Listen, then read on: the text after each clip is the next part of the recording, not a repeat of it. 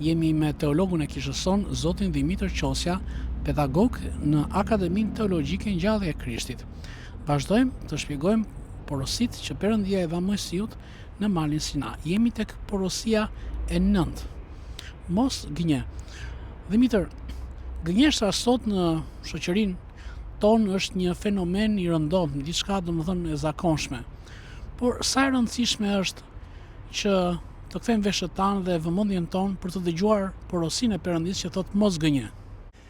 Kjo porosi, ashtu si në kuadrin edhe porosive të tjera që janë të lidhura ngushtësisht njëra me tjetrën, tregon edhe një rëndësinë që Zoti e ka përfshirë pra këtë porosi brenda 10 porosive të domosdoshme për marrëdhënien tonë me Zotin, por edhe për marrëdhënien tonë me njëri tjetrin. Në këtë këndvështrim, le ta shikojmë edhe këtë porosi. Së pari, në kuadrin themi të marrëdhënies tonë me Zotin, pra në atë aspektin teologjik, në aspektin shoqëror patjetër të marrëdhënies tonë me njëri tjetrin dhe sigurisht edhe në një aspekt tjetër me veten tonë, atë moral apo etik. Kështu që nisur nga ky këndvështrim, do thonim që në aspektin teologjik gënjeshtra prish raportin tonë me Zotin. Prish atë që është raporti ynë, pra besimi tonë të pastër që duhet ndërtoj me Zotin. Brenda këtij kuadri, le ta shikojmë këtë porosi, sepse duke mos patur një marrëdhënie shpirtërore të pastër dhe të sinqertë dhe të vërtetë me Zotin, atëherë ne do të kemi pasoja edhe në raportet tona me njëri tjetrin, edhe patjetër edhe brenda vetes tonë. Kështu që shumë herë në shkrimin e shenjtë neve na flet Zoti përmes kësaj porosie. Na kërkon që të jemi të vëmendshëm përballë kësaj porosie, duke treguar që të jemi të vërtetë në raportin me të. Dhe kjo sepse vetë Zoti është i vërtetë.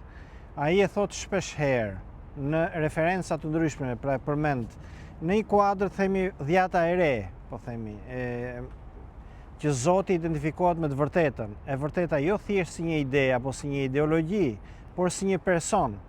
Thot unë jam e vërteta, pra tek Ungjilli sipas Johanit 14:6. Gjithashtu në një aspekt tjetër thot vetë Krishti e vërteta do t'ju bëj të lirë, do t'ju çliroj. Kështu që duke nga aspekti themi teologjik, ne mund të kalojmë në atë aspektin, domethënë personal, që e vërteta na çliron, na bën të lirë. Shpeshherë kush gënjen e fut veten e tij në disa vështirësi, duke i humbur vetë lirinë e tij personale. Kështu që kalojmë në planin themi etik, pra që rëndon vetë shpirtin e njeriut, rëndon vetë situatën e tij. Dhe duke mos qenë në një situatë të tillë vetë njeriu nuk është më pra në një raport të lartë edhe me të tjerët dhe me shoqërinë që e rrethon. Kështu që vim të pasojat e shoqërisë tashmë. Një marrëdhënie jo e sinqertë, por një marrëdhënie e rreme, me dëshmi të rreme, jo vetëm prish reputacionin e tjetrit përballë, por prish raportet miqësore, prish drejtësinë në raportet e një komuniteti, themi. Kështu që siç e shikojmë, pra kjo porosi nuk është thjesht vetëm në një nivel teologjik, por përfshin disa dimensione. Ju thatë që është bërë normale sot edhe kjo situatë, por ne si të krishterë ftohemi që ta mos e konsiderojmë normale gënjeshtrën. Gënjeshtra nuk është normale në raport as me Zotin, as me njëri tjetrin. Por le të përpiqemi realisht që të jemi sa më të pastër me besimin tonë dhe në raport edhe me tjetrin.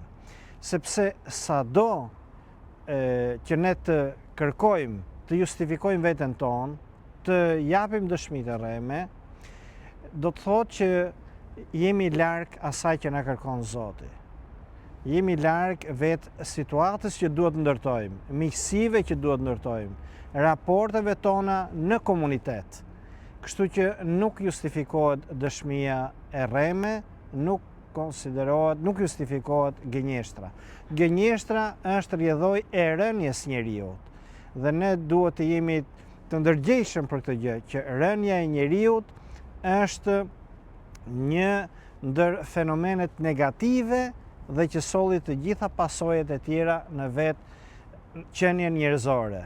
Prandaj dhe Zoti erdhi përsëri ta restauroj njeriun, që ta rivendosi përsëri në raport të drejtë me besimin, edhe në një raport të drejtë edhe me njëri tjetrin dhe brenda komunitetit. Ndërkohë, janë disa njerëz që shprehen si të emancipuar, si modern dhe thonë që po mirë mund të gënjesh pak, nuk ka problem. Gënje pak këtu, gënje pak atje, s'është ndonjë problem i madh. Sa qëndron kjo Dimitër? Kjo nuk qëndron as pak, edhe pse është bërë një, në thonjza themi një mod apo se një fenomen edhe në shoqërinë tonë në kohën e sotme, por në aspektin teologjik dhe në aspektin moral themi, nuk qëndron as pak, sepse ne e dim që sado që të gënjejmë, ne gjithmonë gabojmë. Qoftë edhe gënjeshtra më e vogël ka pasoja në raportin tonë me Zotin edhe në raportet tona me njëri tjetrin. Le të kujtojmë në mënyrë metaforike kur vetë apostulli Jakovi thot një shkëndije e vogël sa do e vogël ndes një zjarr të madh. Pra brenda këtij këndvështrimi mund ta shikojmë dhe një gënjeshtër e vogël, pra mund të përhapi gënjeshtra të tjera më të mëdha dhe kështu të krijojë problematika të ndryshme. Prandaj as pak nuk mund të justifikohet, domethënë, qoftë gënjeshtra e vogël, qoftë gënjeshtra e madhe. Pasojat për çdo gënjeshtër janë të njohura në realitetin ton të dhimbshëm, sepse prishin edhe raportin ton si shta me Zotin, por edhe me raportin ton me njëri tjetrin.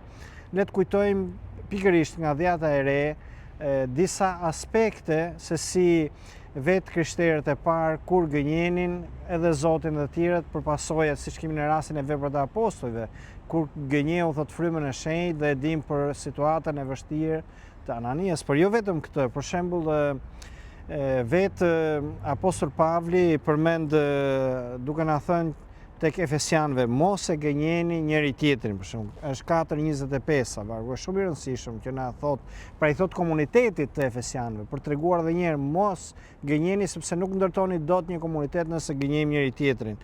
Të njëjtën gjë mund të thotë te Kolosianët gjithashtu, që i drejtohet një komuniteti tjetër 3:9. Vetë Apostull Pietri në letrën e parë të tij, për shembull në 2:1 thotë mos gënjeni, mos keni smir dhe mos shpifni.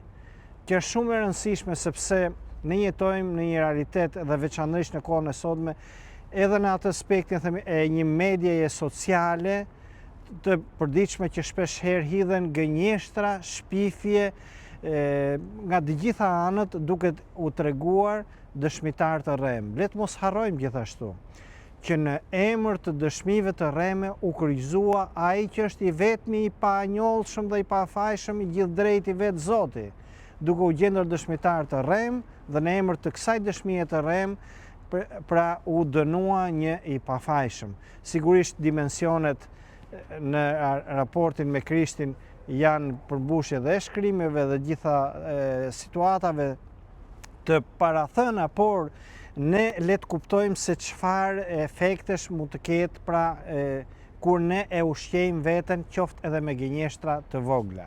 Por le të përpiqemi gjithmonë që të shmangemi të gjitha gënjeshtrave duke ditur që jemi qenie të dobta, që jemi në dobësi, por le të punojmë fort me veten tonë, me botën tonë shpirtërore, me komunitetin tonë, me etrin tanë shpirtëror, që të rivendosim dhe të veten tonë në nivelin që na kërkon Zoti.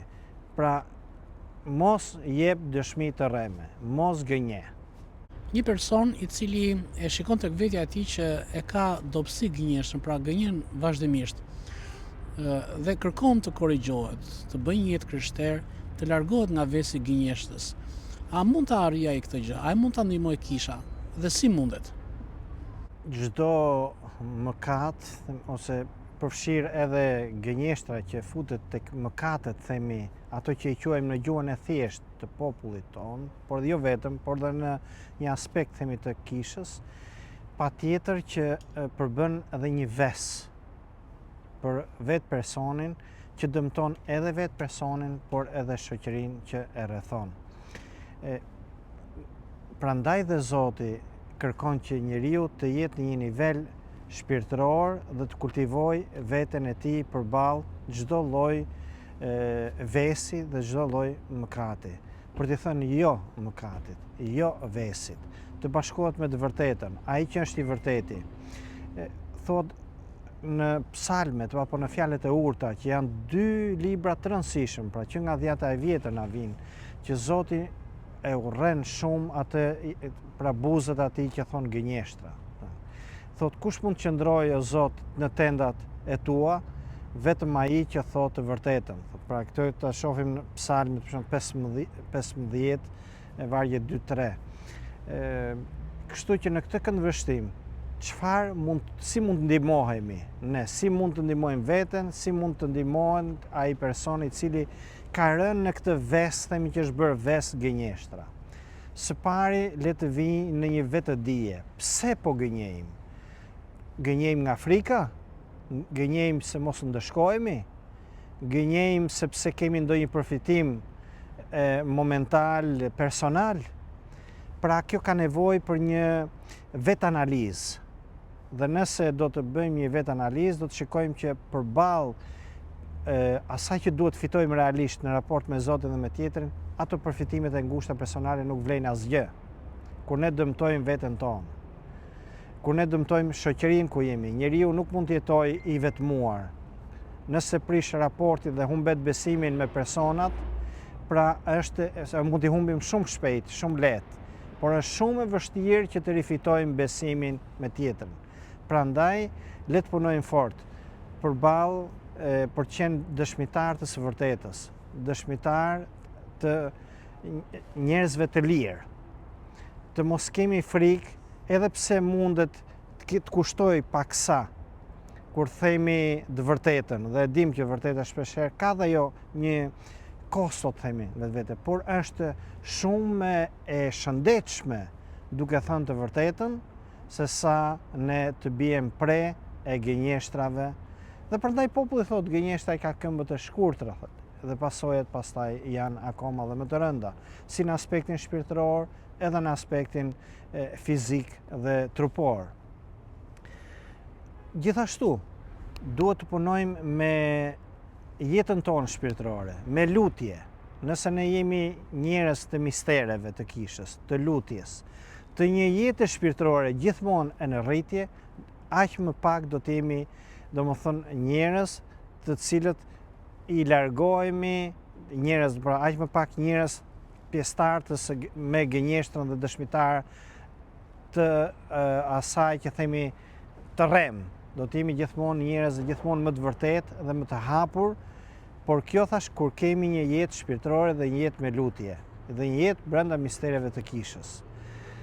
Pra në këtë këndvështrim le të punojmë fort, dhe kështu që do të rritemi gradualisht dhe do të jemi njerëz më të fortë, edhe në besim, edhe për të qenë larg gënjeshtrës. Gjithashtu, duke ecur me këto 2 aspekte, siç përmendëm, pra me një vetëdije nga njëra anë, të pranojmë nga ana tjetër që ndershmëria është ajo që vlen në raportin me Zotin dhe me tjerët, por edhe me mistere dhe me lutjen e kishës dhe me jetën shpirtërore, do kuptojmë edhe një dimension tjetër shpirtëror, shëndetin tonë shpirtëror. Dhe kështu që i shmangemi, themi, gënjeshtrës, dëshmive të rreme, prishjes së reputacionit të njerëzve të tjerë, komunikimit të drejtë, duke ndërtuar vërtet një shoqëri dhe një komunikim, dhe kështu duke gjetur përsëri atë gëzimin e humbur, siç ndodhi me njeriu e parë, duke gënjur dhe duke justifikuar, humbi atë që themi parajsën. Parajsa nuk është thjesht një vend, por raporti i njeriu me Zotin dhe raporti me njëri tjetrin. Kështu që Zoti na kërkon që ne, dhe prandaj erdhi, që të rivendoset përsëri ky komunikim me të edhe me njëri tjetrin, që të rifitohet përsëri ajo bukuria e fillimit për të cilën u krijua njeriu, për të qenë njerëz të së vërtetës, sepse ai është i vërtetë dhe vjen si një person i vërtetë dhe kërkon të ndërtoj raporte personale me ne, sepse është i vërtetë. Dhe duke ndërtuar raporte personale me Zotin, që është i vërtetë, ne arrijmë edhe të ndërtojmë marrëdhënie personale me të tjerët, sepse jemi të formuar, sepse formohemi, themi, me vetë mësimet e Zotit. Dhe mirë, faleminderit.